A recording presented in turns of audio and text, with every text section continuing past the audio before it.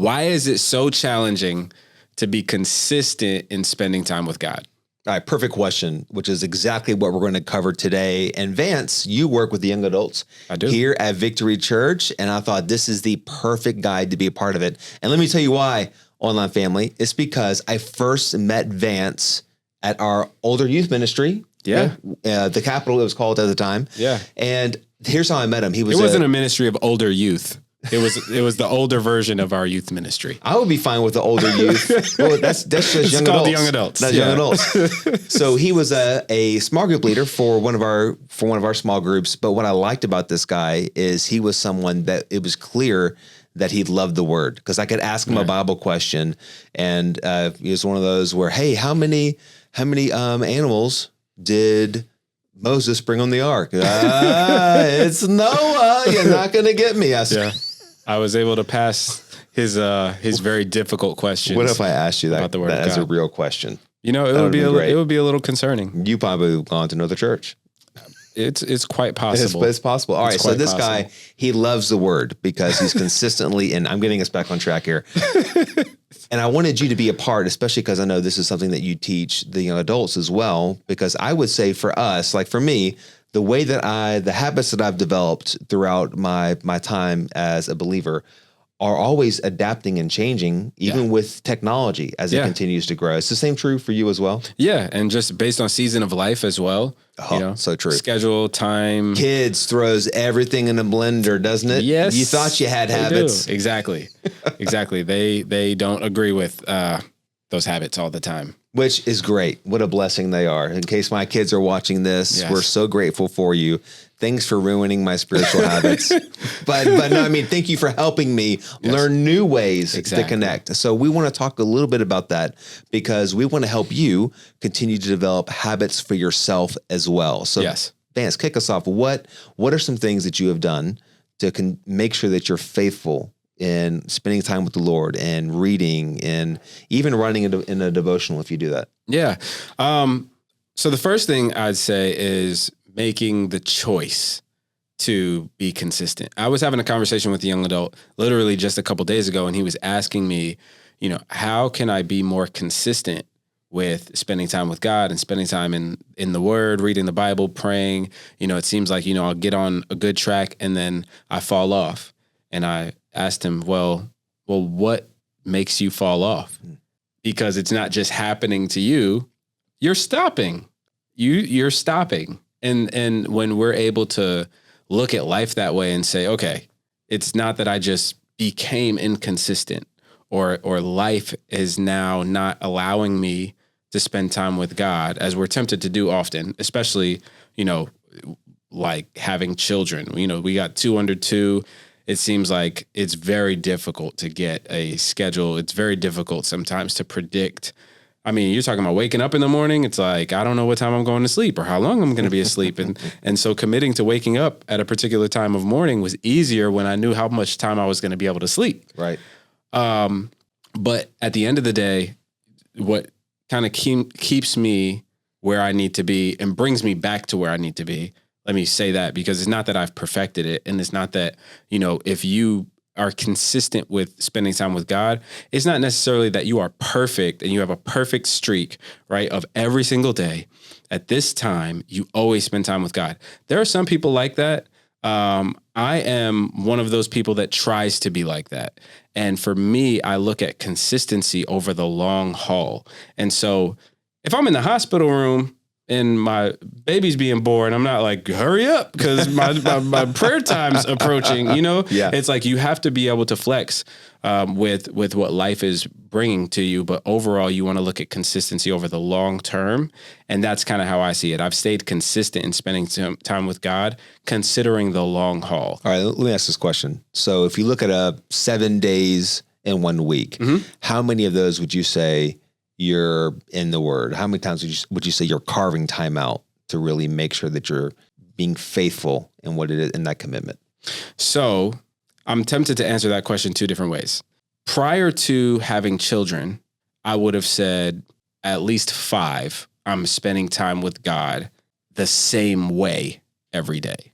Now, carving time out for me, I would like to say it's 7 days a week, but it's not 7 days of like impressive study time. It's 7 days of carving time out. Might look so many different ways. Carving time out for me might be, I actually have a span of time that I can just sit down by myself. I can open up the Bible. I can read. I can pray. I can sip some coffee. But it might be I'm driving and I just open my Bible app and hit play and I'm just listening. It might be I'm in the gym and I open the Bible app and I hit play. It might be that I'm just on a break somewhere and I'm like, man, I just need to make sure that I'm feeding myself. In the same way that literally I eat based on situations, right? Like I might have to grab something on the go. I may have time to really prepare a delicious meal with, a variety of ingredients. I might just have to grab something on the way. But what's important is that I'm consistently feeding myself. And that's the same way that I look at my relationship with God in this season, especially where I'm still trying to find a rhythm and I'm trying to make my way back to center and make my way back to, it's not that I expect that I'm always going to even be this way, but in this season of life where it feels that way, I'm still looking for ways to be consistent and finding my way back to more consistent, more predictable. All right. I'm really glad that you put it that way because it's not like riding a bike where you finally figure it out and you never need training wheels again, right? Like for me, it's Pastor Dennis described it this way about how a tightroper is walking from one side to the other, but he holds this long beam, and each step that they take, they're regaining balance because balance is not like you got it once and then like it's over. Yeah. Every season of life is different, and it is always throwing us curveballs. Yeah. Which causes us to go, all right, you know what worked, what helped me get to where I'm at now is not what might carry me to where I'm supposed to be in the future. Absolutely. And it's totally okay to pivot and change along with it. Yeah. All right, so tell me, what are some habits that you have continued to develop that you do now that maybe you didn't do year 2 of being a follower of Jesus?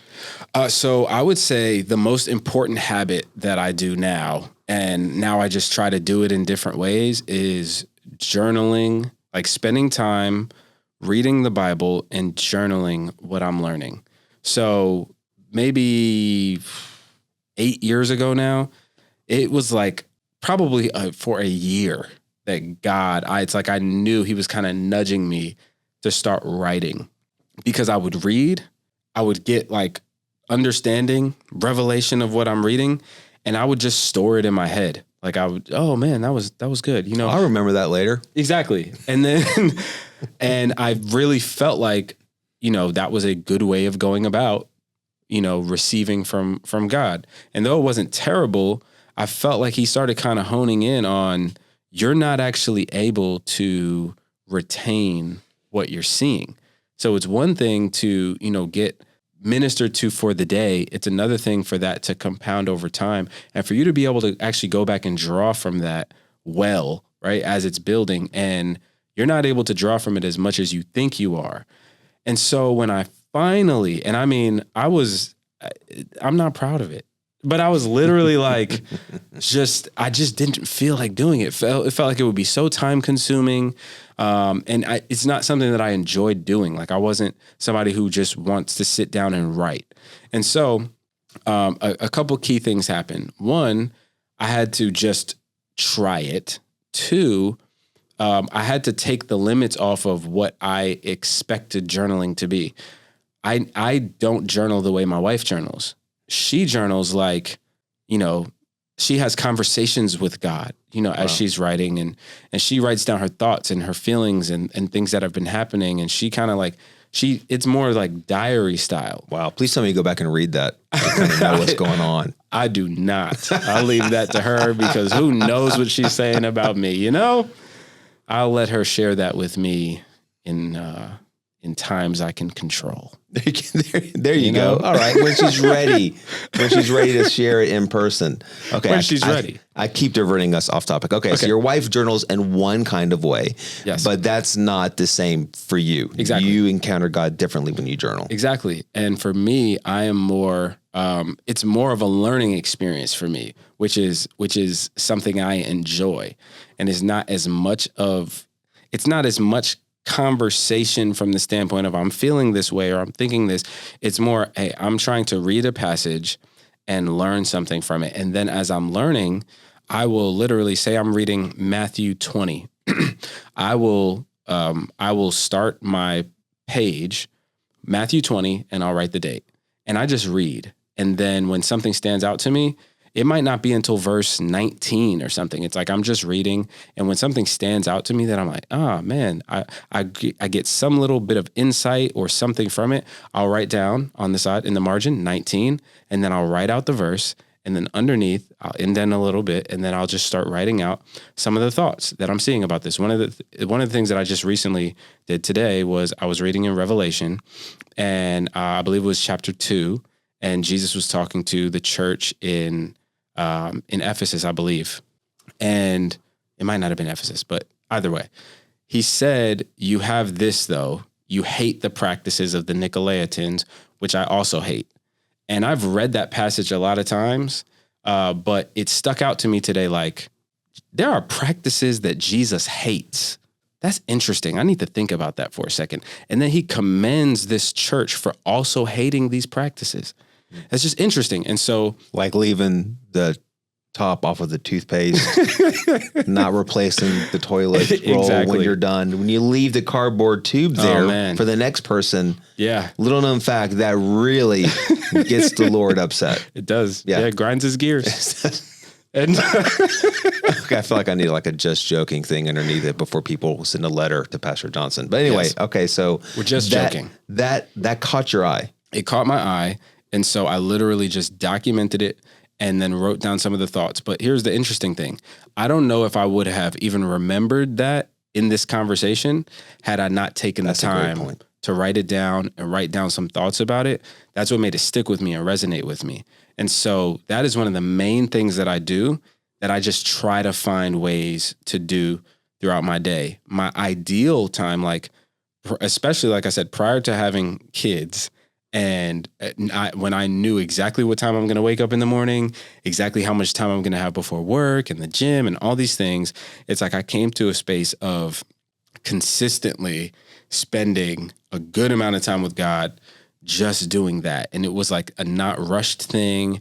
I would just wake up, like go into another room, just spend some time unpressured before I even open my Bible, and just chilling for a second and acknowledging I'm alive today and not just rushing into the day, acknowledging God is with me and he's present. And then I would open up the Bible, and then I would look for things that he's saying and be able to document it. And now it's harder for me to find like larger periods of time to be able to do it that like kind of slowly and casually, but I still try to find some form of that, even if that's 10 minutes where I'm, all right, I got 10 minutes. I might be eating lunch and literally, let me just open up the Bible, or it might be before I go to sleep, and it might be literally I'm in the bed and, I got baby girl asleep in a crib over here and it's just me on my phone, looking at the Bible app, or put my AirPods in and I'm listening to the Bible app. It's like I just try to get something in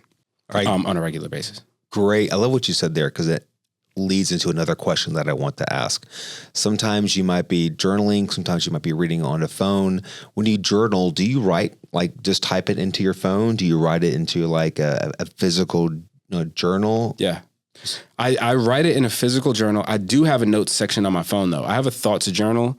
I have like a Bible journal. I just use those things less, but I do have those sections on my phone. And in my phone, I'll document all kinds of stuff. I'll document dreams. Like I have a dreams folder in my notes section on my phone that like, if I wake up from a dream that I feel like was God, I'll immediately start talking into that section so that I'll remember it. And I have, sometimes I'll just have interesting thoughts that come to mind. Like, you'll have interesting jokes that come to mind that you document. God breathed. Debatable. Spirit of God. Maybe debatable to some. But yeah, Possibly. but I think that's great. A phone can be a great tool for you to be able to have like instant access to write something down whenever you want and being able to make those notes. Let me ask it this way. Do you feel like the phone is ever a hindrance? Because there's some great tools on there. Like there's some apps I love to use, whether it's my notes app, I have a journal app. I think I use Lectio 365. That's a great app that I use for consistent devotions. But I also feel like there's a tension of what technology can be helpful, but also can take away my focus as well. Like, do you ever like deal with that? And how do you encourage people to balance it? Yeah, I mean, I think the focus word is the key thing there. Like for me, it's more difficult for me to be in a place of focus on a device. Like I'll study on my computer. I have Logos, the Bible software. Great Bible software. Amazing Bible software. And sometimes I'm reading in the Bible and I'll come across, like, for instance, say that passage in Revelation, and it says the things I hate. And I'm like, okay, what did he mean by that? I know I can open up Logos, I can go to that passage, I can hover over that word, and I can pull up a Greek lexicon and see, like, what does this word mean in an instant? Very quickly. And so that's the power of technology that I think, makes, it gives us a lot of options for even getting deeper into the word. But I don't regularly open up my computer or my phone to read the word unless I have to, because there's a level of focus and calm I have with just the Bible. And even with writing, like, I think one of the double-edged swords of technology is how quickly it moves and how convenient it is. And so when you're on your phone, if I can be reading and I come across an idea and I could just talk it into my phone real quick, that's less time that I'm processing the idea and the thought. And one of the things about writing that is challenging and good for you is it's a slower process, and you actually have to process what you are writing. When you're just talking, you can just kind of talk. Yeah, that's true. When I'm writing, that's what used to drive me crazy about it, is it takes so long. But I realize as I'm writing, it's like my thoughts are ahead of the pen. And so my thoughts are happening and I'm processing as I'm writing, and as I'm processing, as I'm writing, the thought is unfolding even more. And so I realize I tend to have a more well thought out thought when I'm writing on paper than even when I'm typing in a phone, because I'm just trying to get it out like as fast as possible. So the meditation process is way different. It is. So I remember when before I had, all the great things in the cell phone, I remember having my Strong's Concordance and my Bible and my notepad and like all the things that I would need to have that kind of time, as opposed to if I just had my phone, it's all there. Yeah. But all the distractions come with it. Yeah. When I'm able to actually write down on a physical piece of paper the time to meditate and chew on it, and I'm not being bothered by other things as well. Which, even if you put your phone on silent, that still does not limit all the ways that it can try to mess with you. Well, you get a text come in, you get an email come in.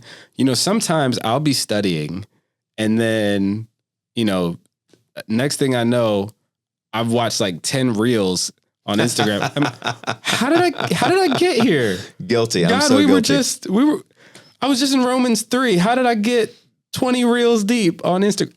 It happens. And so I find that technology has a tendency to distract me and kind of pull me towards something that is distracting. And so I tend to do better without it while I'm studying. I feel like I have a higher quality experience. Yeah. All right. So for those of you who are thinking, I want to really continue to develop that habit, we have a great resource. It's something that the lady who makes sure that all this is put together, Ginger, glad you're a part of this. She gave us a great one that I want to make sure you know about as well, which is called He Reads Truth. Now, this is kind of based upon every different book of the Bible. I have Ecclesiastes here, but what this does is it has kind of not just a scripture, but also some thoughts about it, a way for you to write in there as well. So it almost kind of gets those three different pieces of things that you would use to study and combines it in something that's small, that's easy to take with you, so that like you can still get great truth, but also this is fun to hold on to later. And there's lots of different like books that you could go after. I'm guessing like young adults might pick Song of Solomon. Where do you think they would start? I'm not sure. What would you suggest? Hopefully not. Okay. Yeah. John.